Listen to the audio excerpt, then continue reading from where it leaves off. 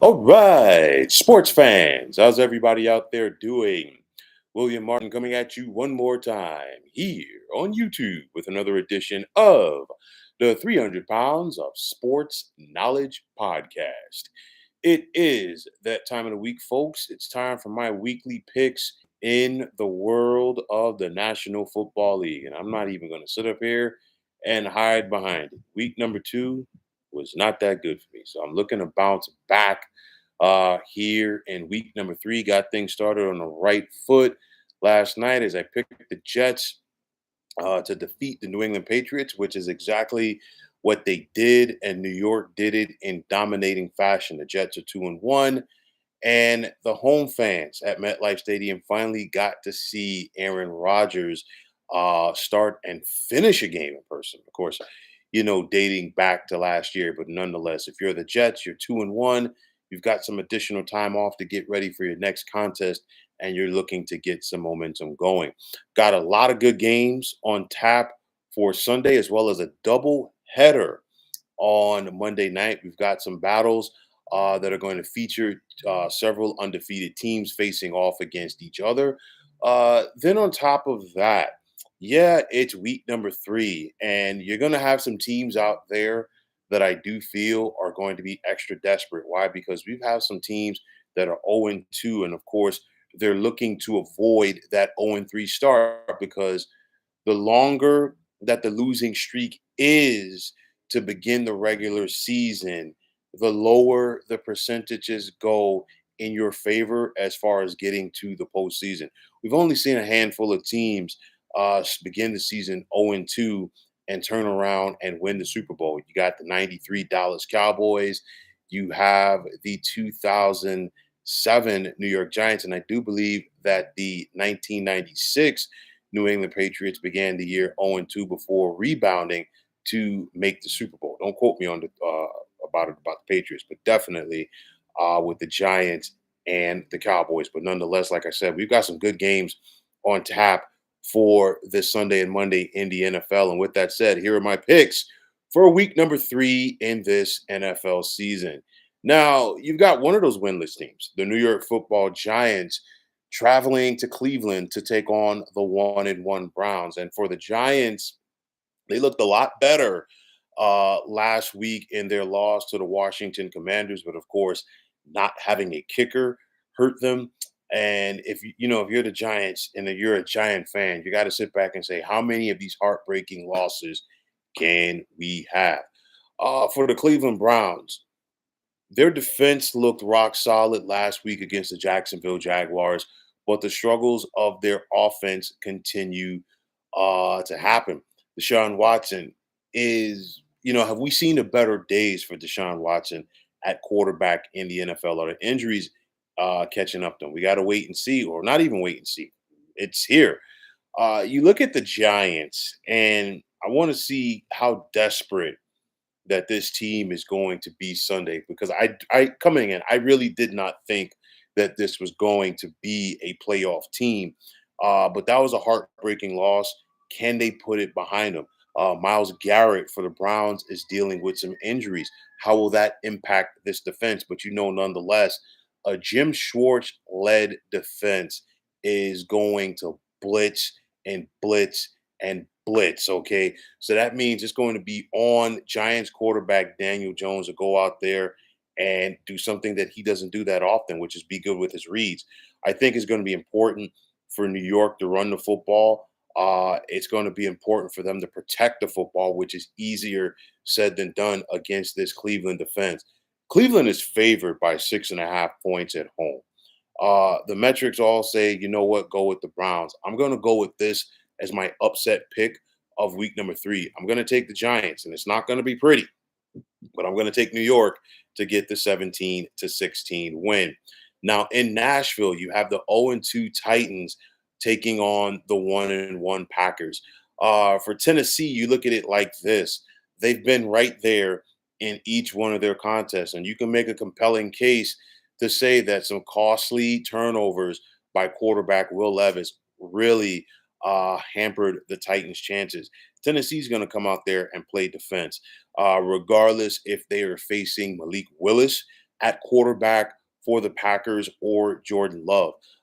If I'm the Packers, I would not rush Jordan Love back from that knee injury, especially since they got the win last week. But nonetheless, that's why I'm not a head coach or a general manager in the National Football League. This is another one of those games. It's not going to be pretty, but I am going to take Green Bay on the road by the score of 17-13. Now you have the 1-1 Chicago Bears traveling to Lucas Oil Stadium to take on the winless Indianapolis Colts. And I guarantee you that there's going to be plenty of fans that are making the trek from the Windy City West to see this contest firsthand. For the Colts, they've been some hard luck losers in week one against the Texans and then last week against the Packers. Can they get on track at home? And speaking of getting on track, we haven't seen the Chicago Bears offense get on track yet. What is rookie quarterback Caleb Williams going to be able to do against this Indianapolis defense? The Colts are favored by 1 point at home. The over-under is 43.5, and I'm right there with it as I'm going to take Indy at home by the score of 24-20. Now, in a battle of unbeatens, you have the Houston Texans traveling to take on the Minnesota Vikings. And yes, these Vikings are undefeated. They're feeling good about themselves, and they're believing in their veteran quarterback, Sam Darnold. It is a homecoming of sorts, as this is the first time that Stefon Diggs returns to Minnesota after being traded by the Vikings. Of course, he was traded by the Vikings to the Buffalo Bills several years ago, and now he finds himself in Houston with the Texans. The Texans are making a compelling case as far as being one of, if not the most complete teams in the AFC. But they got a tiger by the tail in this one because you look at this Vikings team, they took it to the San Francisco 49ers. They're feeling good about themselves, and it's going to be very important for this Texans defense to try to get to veteran quarterback Sam Darnold. They have to find a way to stop that rhythm that Darnold is picking up with early on this season with wide receiver Justin Jefferson, who, of course, is one of the best in the business. Houston comes in favored by 2 points. I'm going to take the over on that one. I'm going to take the Texans to get past the Vikings by the score of 30-20. Now, at the Superdome in New Orleans, you have the undefeated Saints hosting the Philadelphia Eagles. And for Philly, they got to get on track very quick because I'm sure they looked at it and said, you know what, we had that game on Monday night at home against the Falcons. They lost it late. And now you've got to take on a Saints team that is rolling offensively. We saw what the Saints did to Carolina in week number one. That's not an eye opener. However, we saw what the Saints did last week on the road against the Dallas Cowboys. That is an eye opener. New Orleans is running the football very effectively. Philadelphia right now is not playing good defense. And if this Eagles defense does not step up, they could be in for a long Sunday afternoon. The Saints are favored by 2.5 at home. The over-under is 49.5. And I'm going to take New Orleans by the score of 27-23. Now, in the Steel City, you've got the 2-0 Pittsburgh Steelers, the last team to have their home opener for the season, hosting the 2-0 Los Angeles Chargers. This contest right here is going to be a blood and guts physical type game. The Steelers are playing defense. The Chargers are playing better defense under new head coach Jim Harbaugh. Both of these teams are going to look to run the football. It's one of those, you got some injuries. Justin Herbert is dealing with an ankle injury for the Chargers at quarterback. And that's not a good thing to have when you got to go up against this Pittsburgh defense led by TJ Watt. The Pittsburgh offense, they have not put up a lot of points in the first two games of the season. They're relying on this defense. But I feel like Pittsburgh is there if they could just get out of their way, especially with some costly penalties that have brought back some explosive plays. We're not going to see too many explosive plays in this game from either side. Like I said, it's a blood and guts type game, but I'm going to give the Steelers the advantage at home by the score of 20-17. Now in Tampa, you got the 2-0 Bucks hosting the winless Denver Broncos. Yes, Denver has yet to get a win this season, but they are a game team. They are a physical team under head coach Sean Payton. And of course, they're trying to break in a rookie quarterback in Bo Nix. Bo Nix had to deal with Seattle in week number one, had to deal with that tough Steelers defense last week. Now he's got to go on the road and deal with the Tampa 2.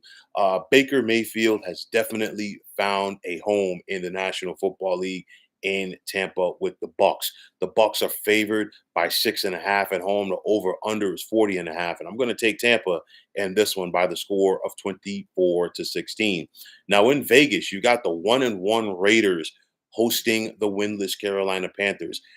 Carolina comes in as a 6-point underdog. And of course, we all know that the Panthers made the move this week to bench former first overall pick Bryce Young at quarterback in favor of the veteran Andy Dalton. Like I've said, this move should have been done last year at least, having Andy Dalton begin the season and then eventually segueing to Bryce Young at quarterback. Nonetheless, Andy Dalton is going to give the Panthers something different at quarterback because he's a veteran. He's been there. He's done that. He's not going to get as phased in the pocket as quickly as maybe a Bryce Young would have. Nonetheless, this Carolina team is not talented, and they have to deal with the Raiders defense that has a get after you attitude led by Pro Bowl defensive end Max Crosby. I talked about this throughout the offseason. I said Brock Bowers as a rookie could be a problem, especially teaming up with wide receiver Devontae Adams, and they're going to put some stress on this Panthers defense come Sunday afternoon. Thus, I'm going to take the Raiders at home by the score of 34-20. Now, in the Pacific Northwest, you have the 2-0 Seahawks hosting the 1-1 Miami Dolphins. And of course, for Miami, it looks like it's going to be Skylar Thompson right now and for the foreseeable future at quarterback, as you're hopeful that Tua Tagovailoa can recover from his latest concussion. But nonetheless, the Dolphins are dealing with several injuries, including Raheem Mostert at running back. And they're facing a Seahawks team that they're starting to get that itch, if you will, as far as getting that swagger back. A lot of talent on this team. It's coming together very quickly for rookie head coach Mike McDonald. And I think that momentum continues to trend upward if you're Seattle on Sunday. Thus, I'm going to take the Seahawks by the score of 29-20. Now, big one that a lot of folks are talking about will take place in Arlington as you have the winless Baltimore Ravens taking on the 1-1 Dallas Cowboys. And of course, it's not that often that the Ravens begin a season 0-2, but that's where they're at right now. Of course, losing to the defending Super Bowl champions Kansas City Chiefs in week number 1, and then blowing a 10-point lead in the second half at home last week against the Raiders. For Dallas, they simply just got punched in the mouth last week, courtesy of New Orleans. There's no ifs, ands, or buts about it, and they have to get back on track. But if you're Dallas, you got gorged last week via the run, courtesy of New Orleans. And if it's nothing else that Baltimore does, the Ravens run the football. So you can expect a heavy dose Sunday afternoon of Lamar Jackson and Derrick Henry. And if the Cowboys can't slow it down, they are going to be in for a long afternoon. The Ravens, they haven't been getting after teams defensively like we've seen in the past. And I think they've got to try to find a way to go back and get back to that nasty attitude that carried them to the AFC Championship game last year. Baltimore is a 1-point favorite at home in this contest. The over/under is 47.5 right now. I'm going to go with the over. I'm going to take Baltimore to get their rhythm and get the 31-27 win. Now at SoFi, you've got the winless Los Angeles Rams taking on the 1-1 San Francisco 49ers. And of course, San Francisco was a surprising loser last week, courtesy of the Minnesota Vikings. San Francisco comes into this contest favored by 6.5, but they're dealing with some injuries. No Debo and no George Kittle in this contest for San Fran. But the best elixir for the 49ers is facing the Rams, because one thing that we know for sure, ever since Kyle Shanahan has been the head coach of the 49ers, they have owned this series.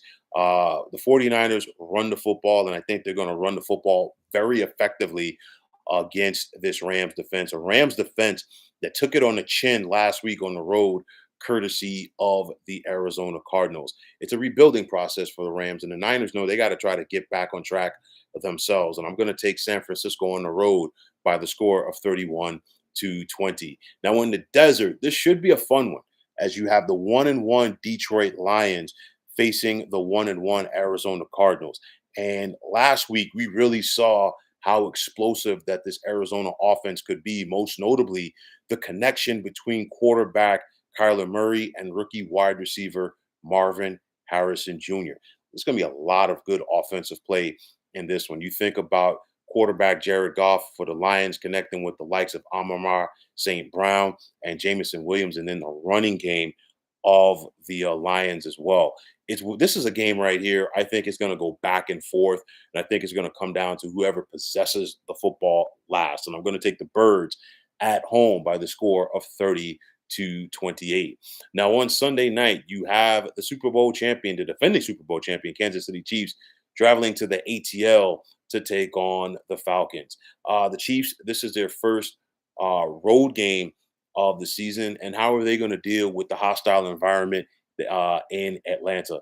To me, I think it's going to be another day, or in this case, another night at the office for Patrick Mahomes and company. And I'm going to take Kansas City on the road by the score of 30-24. Now, getting to that Monday night doubleheader, first and foremost, you have the winless Jacksonville Jaguars traveling to take on the 2-0 Buffalo Bills. Buffalo's going out there and they've taken care of their business. They've looked effective so far, and they look like a team that wants to get back to the postseason and do some damage. I know that it's early, okay? You look at this Jacksonville team. Jacksonville, they're still trying to figure it out. And the way that Buffalo is playing right now, this is not the team that you want to go out there and try to figure it out against. The Bills are a 5-point favorite. I'm taking the over in this one, and I'm going to take Buffalo at home by the score of 31-19. And finally, the second half of that doubleheader on Monday night, you got the 1-1 Washington Commanders, who are technically in first place in the NFC East, taking on the winless Cincinnati Bengals. Cincinnati was a surprising loser in week one at home, courtesy of New England, and then the heartbreaking loss that the Bengals had last Sunday against the Chiefs. But nonetheless, the Bengals, I think, eventually will get it going. They will get it figured out. Defensively, what are they going to do with Commanders rookie quarterback Jaden Daniels? Because so far we've seen from the youngster, if he doesn't see it, he's going to take off with his legs. So you got to try to find a way to keep him in that pocket, which is easier said than done. I look at the Bengals in this contest. They are favored by 7.5 at home. I think Cincinnati covers that. And I'm going to take the over, because I'm going to take the Bengals by 8 and the score of 31-23. So, folks, those are my picks for week number 3 in this NFL season. And as always, I want to take this time out to thank all of you for tuning into the 300 Pounds of Sports Knowledge podcast here on YouTube. I want to take this time out to thank all of you fine folks out there for tuning in. And if you have not already, please feel free to subscribe to this channel. Now, if you're on the X, formerly known as Twitter, please feel free to follow me at 300 Pounds of Sports. And like I always say, if you follow me, it will be my pleasure to follow you right back. There's also the sports discussion group on Facebook at the Sports Depot 365. Now you can check it out. Drop a line and be a part of one of the better sports debating sites going on social media. So once again, fine folks, my name is William Martin, and I'm signing off. And I'm saying take care and have yourselves a wonderful day.